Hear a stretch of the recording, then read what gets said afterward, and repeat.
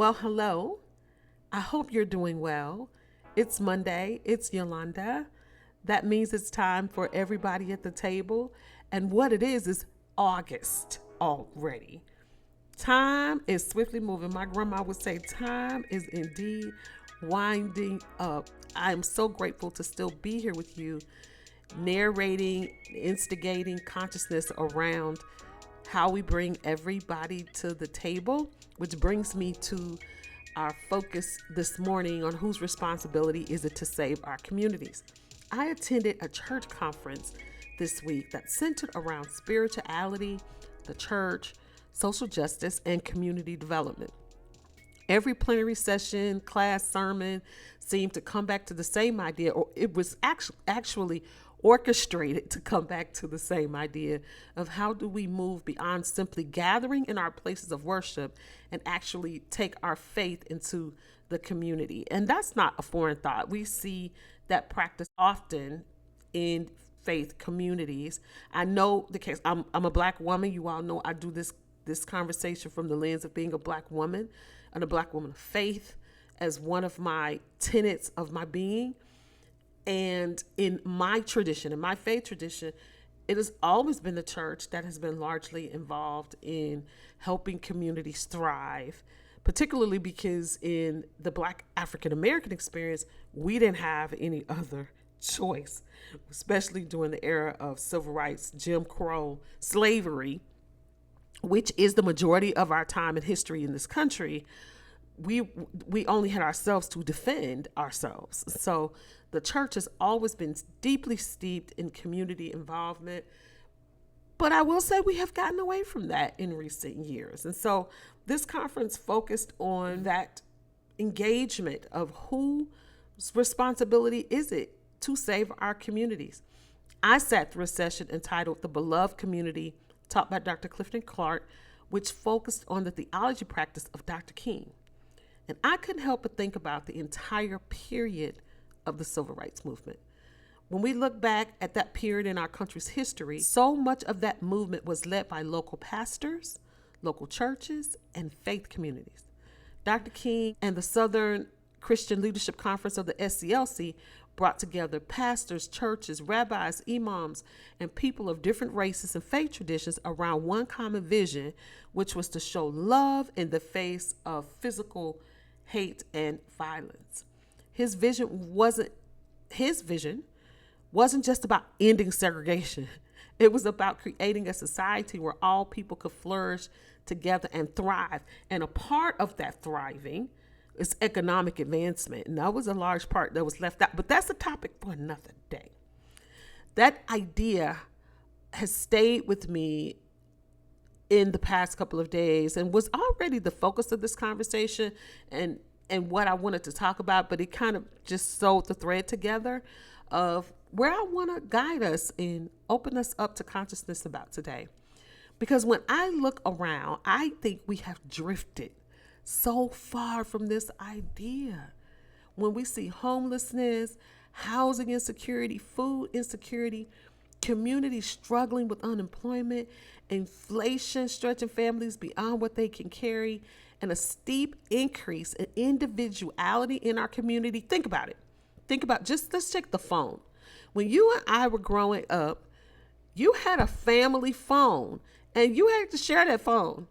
And if you grew up in my time, you had one phone in the house, maybe two, and there was no call waiting. That line was busy. It rang, buzz, buzz, buzz. You couldn't get through. If somebody was on the phone, you couldn't get through. And we would have to call the operator and interrupt. There were people who would interrupt the line and say, Yolanda's trying to get through if I had an emergency. And what that brought about, when you think about that, sharing one phone meant that people had to be responsible. I couldn't monopolize the time on the phone. I had to get off when somebody else had to use it. And now we live in a house where everybody has a phone, a device, and a computer. There's no need to share anything. While it's become convenient, it also has increased this hyper dependency on individuality. And when you connect the dots of all those things that I mentioned, we convince ourselves that the problems that we see are too big to solve. So I just live in my individual bubble. I live in my individual space, and your problem is your problem. It's not my problem. If it doesn't impact me, then that's your problem. I don't have a responsibility to carry that load. I carry a responsibility to care for those, even though I may not be a part of that community. Now listen, I am not absolving our politicians, people who we vote for. We pay taxes. I pay a baby load in taxes. And so I expect that my government will take responsibility to take care of its citizenry. That's my expectation, especially because I pay for them to do that.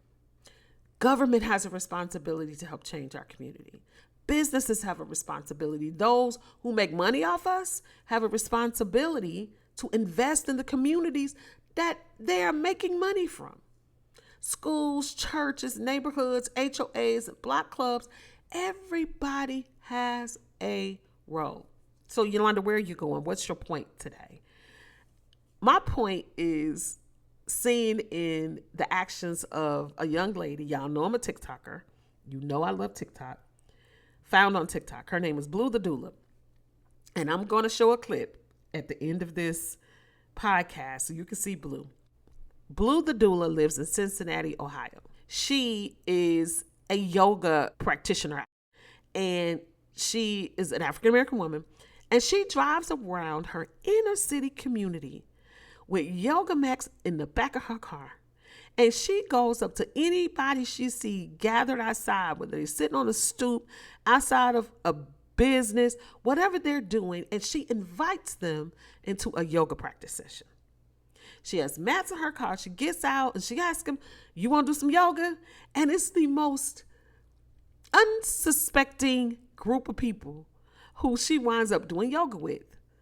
And it just inspires me when I see that, because what I see is one young lady taking her gifting, taking her love for something that she's engaged, that has blessed her life, sharing it with her community at scale of what she can do. That I know of. She's not trying to buy a big building. She's not trying to do anything bigger than what she's doing. It's just her in her car when she has free time, exploring her community and inviting them into her practice. Enjoy this video of Blue. I think it'll really excite you, really help you and encourage you, and maybe get up and do some yoga with Blue. Excuse me, y'all. My name Blue. I go around and do yoga with people. Oh, you supposed to do yoga. Oh, head off. I got right here. I got another. That's my first time ever trying it. 5 minutes. It's a mat right there. I'm doing yoga. I'm pulling up and doing yoga. Oh, okay. Don't be clapping me. Here we go. Wait, that's really lean forward, stretch up. There you go. Breathe. Put those shoulders back to see everybody be punching. There we go. Don't want our backs running. Yep. Heart open. Keep those palms closed. Breathe. We'll just fold here just for a moment. Fold our arms. Keep your legs straight. Straighten your legs. Exhale, squat down. Really deep. Hands to your chest, heart to your chest, out to your mind, heart, away from your words. Take a deep breath in through your nose. Really bring all that to surface with the breath. Just blow it out. One more time. Same thing, same mouth. Breathe in, really, really deep. Let all that stress come and rise. Blow it out. I speak love. I do love. I have love. I hear love. Thank you. Thank you. Thank you, guys. Appreciate it. I needed Needed that. that. I appreciate y'all.